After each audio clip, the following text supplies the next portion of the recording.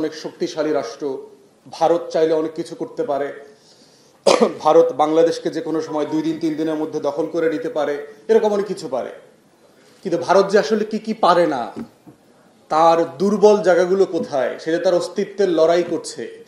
আমার থেকে যে ভারতের নিজের আমাকে নিয়ে বেশি ভয়ের কারণ আছে, সেই গল্পগুলো আলাপগুলো কখনো এখানে তোলা হয় নাই। কারণ তোষামদের রাজনীতি আছে প্রচন্ড রকম। বড় রাজনৈতিক দলগুলো যারা সাকসেসিভলি রাষ্ট্র চালিয়েছে গত 53 বছর, তারা বরাবরই ভারত তোষণ করে, ভারতের তোষামদি করে, দালালি করে কিভাবে ক্ষমতায় থাকা যায় সেটা চেষ্টা করেছে। এবং সেটা শুধু রাষ্ট্রের শুধু সরকার অংশ না, আমলারা, সামরিক বেসামরিক সবাই পোস্টিংয়ের জন্য দিল্লিতে যায়। তারা হাই কমিশনারের কাছে লবি করে পুলিশের এসপি হবার জন্য, জেনারেল হবার জন্য। এই ধরনের দালাল আমলা শ্রেণী তৈরি হয়েছে বাংলাদেশ রাষ্ট্রে, যেটা একটা স্বাধীন রাষ্ট্রকে রাষ্ট্র বানানোর জন্য লড়াইয়ের প্রতিবন্ধকতা।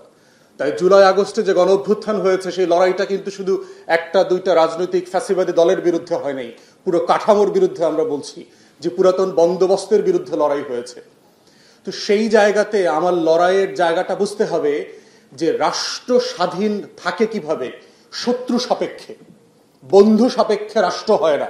এই যে false notion of political science, এই যে আজগুবি জিনিস বাংলাদেশে আমাদেরকে শেখানো হয়, বন্ধু রাষ্ট্র, প্রতিবেশী সুলভ রাষ্ট্র, বন্ধু প্রতিম, হাবি জাবি, দেখবে অল দিস ননসেন্স ওয়ার্ড আমাদেরকে শেখানো হচ্ছে। বন্ধু রাষ্ট্রে তো প্রতিবেশী হয় না, রাষ্ট্র তৈরি হয় না। তো পৃথিবীতে যুদ্ধ করে রাষ্ট্র করতে হয়েছে তো শত্রু সাপেক্ষে। সীমান্ত তৈরি করতে হয় কেন বন্ধু থাকলে? স্টুপিড আইডিয়া বাংলাদেশে আমাদেরকে 53 বছর ধরে শিখিয়েছে। একটা স্বাধীন রাষ্ট্রের নাগরিকরা বোঝে না যে প্রতিবেশী রাষ্ট্র by default your enemy state. This is your threat perception.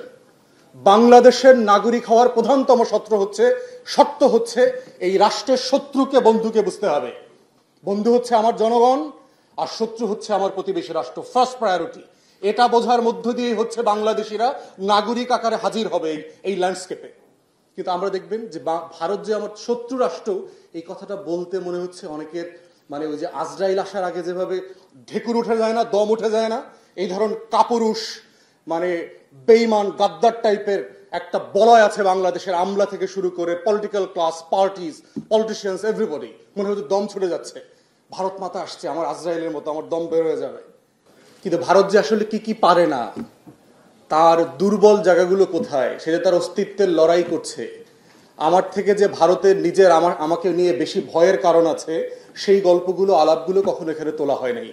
কারণ তোষামদের রাজনীতি আছে প্রচন্ড রকম। বড় রাজনৈতিক দলগুলো যারা সাকসেসিভলি রাষ্ট্র চালিয়েছে গত 53 বছর, তারা বরাবরই ভারত তোষণ করে, ভারতের তোষামদি করে, দালালি করে কিভাবে ক্ষমতায় থাকা যায় সেটা চেষ্টা করেছে। তাহলে আমার থ্রেট পারসেপশনে আমার রাষ্ট্রসত্তার প্রধানতম শত্রু হচ্ছে আমার শত্রু। শত্রুকে ভারত বাই ডিফল্ট। এর মানে কি আমি ভারতের সাথে কালকে থেকে যুদ্ধ করব? আমি ভারতে ঘুরতে যাব না? আমি ভারতের সাথে সম্পর্ক রাখবো না? ব্যবসা করব না? আমার ট্রিটমেন্ট নিতে আমাদের রোগীরা যাবে না? ওদের লোকরা এসে 30 লাখে 40 লাখে বৈধ অবৈধভাবে এদেশে কাজ করবে না? করবে, সব করব। কিন্তু কনসাসলি করতে হবে যে কে আমার বন্ধু, কে আমার শত্রু। আমার ফার্স্ট প্রায়োরিটি আমার থ্রেট পারসেপশন। রাষ্ট্র যখন থ্রেট পারসেপশন পরিষ্কার করে ফেলবে, তখন এটা তার পলিসিতে ইমপ্লিমেন্টেড হবে। এটা তার রাষ্ট্রীয় মনস্তত্ত্বে, সিলেবাসে, কারিকুলামে সবকিছুতে প্রতিফলিত হবে। এক্সাম্পল দেই, অফিসিয়ালি ওয়ারেন্ট টেরর ডিসপেন্স করবার পরে আমেরিকা কিন্তু ঘোষণা করেছে চায়না তার সিকিউরিটি থ্রেট, ডিফেন্স থ্রেট। চায়নার সাথে কিছু যুদ্ধ করছে, ডেইলি করছে। চায়না, ভারত, পাকিস্তান সবাই সবাইকে শত্রু রাষ্ট্র গণ্য করে না? করছে তো। তাহলে ওরা ওদের সাথে করছে, যুদ্ধ করছে। চায়নার কয়েকশো বিলিয়ন ডলারের ইনভেস্টমেন্ট আছে ইন্ডিয়াতে। তো কিভাবে সেটা হচ্ছে? ইংল্যান্ড এবং ফ্রান্স শত শত বছর ধরে যুদ্ধ করেছে, শত শত বছর।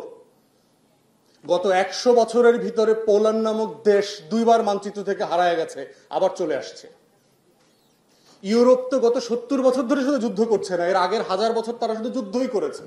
Everybody, every border consider themselves as an enemy state on the front. তাহলে আমাদের কেন করতে সমস্যাটা?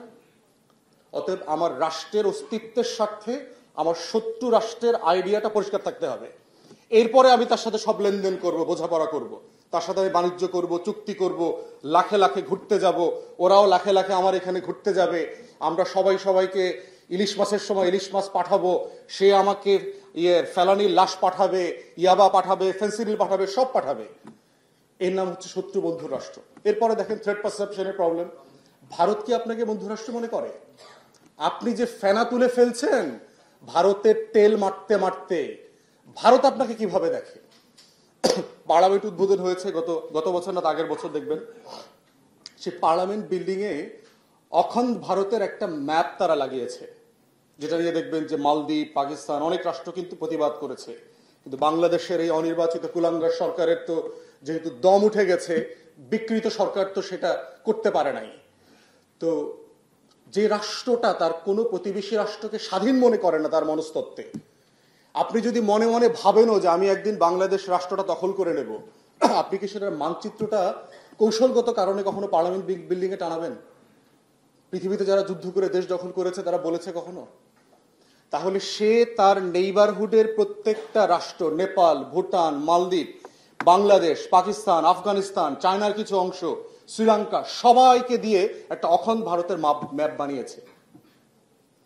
তাহলে যে রাষ্ট্র আপনাকে অ্যানেক্স করতে চায় সেই রাষ্ট্র আপনার বন্ধু হয় কিভাবে? থার্ড এক্সাম্পল, বাংলাদেশের সীমান্তে ভারত জুড়ে ৩,৫০০ কাঁটাতারের ব্যারাক কে দিয়েছে? বাংলাদেশ দিয়েছে না ভারত দিয়েছে? যদি আপনার প্রতিবেশী বন্ধু হয়, আপনার বাড়ির উঠানে কি আপনি কাঁটাতার দিয়ে বেড়া দেন, না আপনি দরজা জানলা খুলে রাখেন?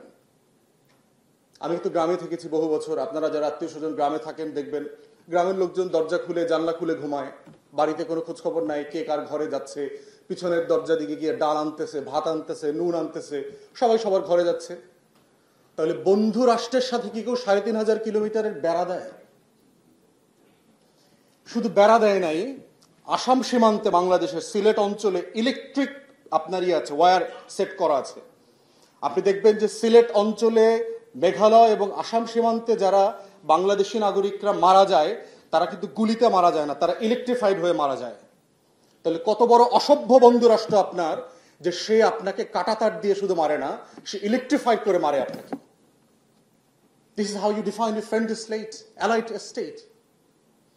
পৃথিবীর কোন পলিটিক্যাল সায়েন্সের কমন সেন্স এটা পড়ে না। 1947-এ কংগ্রেস দেশ স্বাধীন হয়ে গেল। দেশ স্বাধীন হওয়ার পরে কংগ্রেসের ফার্স্ট কনফারেন্স, সেই কনফারেন্সে বক্তারা বলছে একের পর এক যে কি রেজলিউশন তখন ইন্ডিয়ান ন্যাশনাল কংগ্রেস নিয়েছে, এবং সেখানে বলা ছিল যে আমরা পাকিস্তান রাষ্ট্রকে স্বীকৃতি দিচ্ছি quote unquote for the time being. মনস্তত্ত্ব বুঝতে হবে। এরপরে হচ্ছে বাংলাদেশ ভারতের আলোচনার কাঠামো। আরো কিছু বলবার ছিল, যদি পরে সময় পাই বলবো। সবাইকে অসংখ্য ধন্যবাদ।